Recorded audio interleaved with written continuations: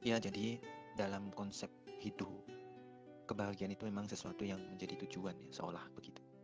Karena siapa sih yang nggak pengen bahagia gitu kan? Makanya doanya kan Rabbana atina fid dunya hasanah.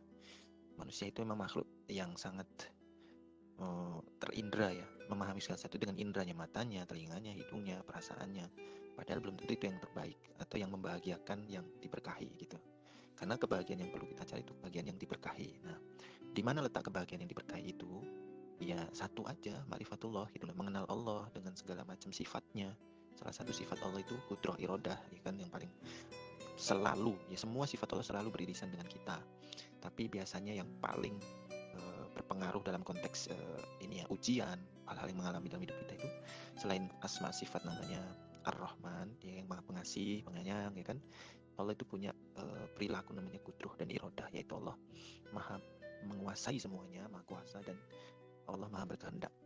Nah, jadi kita menyikapi semua takdir itu ya dalam konteks perjuangan yang, nah itu tadi, yang kehendak Allah itu kita cari itu yang menurut Allah itu diberkahi. Nah gitu. Soalnya ada kehendak Allah yang sebenarnya kita juga perlu punya fondasi yang kuat agar kita nggak terjerumus nih. Contoh ya, setiap yang terjadi dalam hidup ini itu atas izin Allah. Tapi tidak semua itu diridhoi oleh Allah.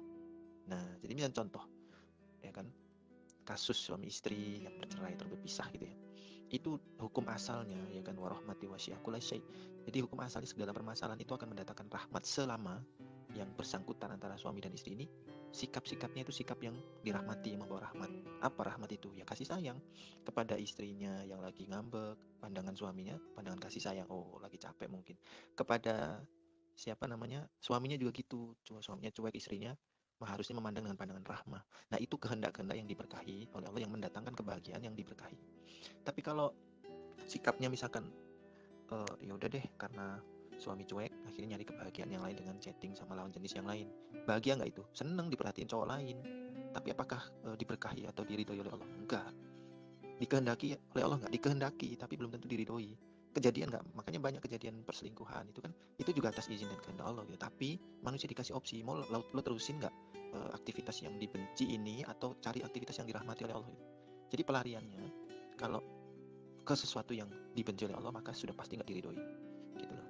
Tapi kalau pelariannya ke yang jalan dirahmati Allah, maka insya Allah ridho itu datang, sehingga kebahagiaannya nanti versi Allah gitu. Dan kita akan paham kalau sudah mengalaminya. Kayak setiap orang beda, kayak gitu.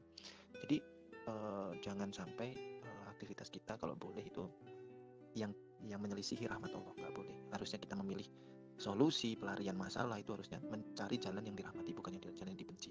Nah di situ ada kebahagiaan yang lebih hakiki. Kalau milih jalan yang dibenci, bisa jadi memang bahagia tapi sesaat, ya kan, senang diperhatiin tadi ya, kayak cowok lain atau cewek lain kalau suami gitu ya. Tapi sebenarnya itu menzalimi perasa apa, kondisi status keberkahan dalam konteks rumah tangga, status kehalalan itu menciderai.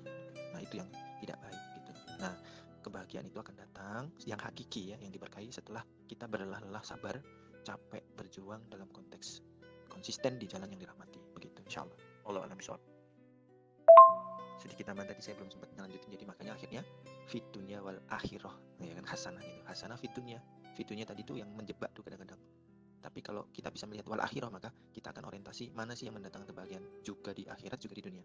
Maka kuncinya adalah memilih jalan yang dirahmati, sikap yang dirahmati, respon terhadap segala sesuatu yang dirahmati, bukan dengan kezaliman-kezaliman atau pelanggaran apalagi yang dibenci oleh Allah gitu.